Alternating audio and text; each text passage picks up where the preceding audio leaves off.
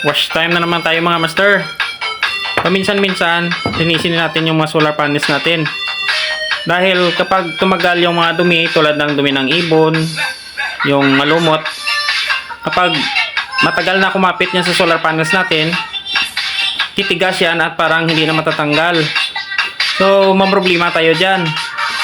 Yung harvest ng solar panels natin ay hihina na.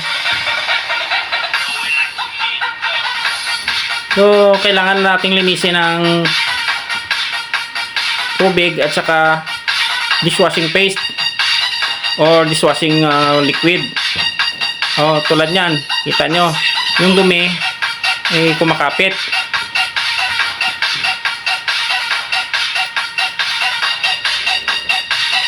Sabunan lang natin yan, tapos banlawan natin mamaya para yung harvest ng solar panels natin ay parang bago uli.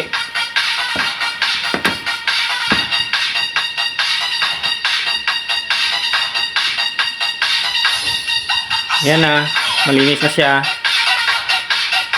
Nabanlawan ko na yan eh.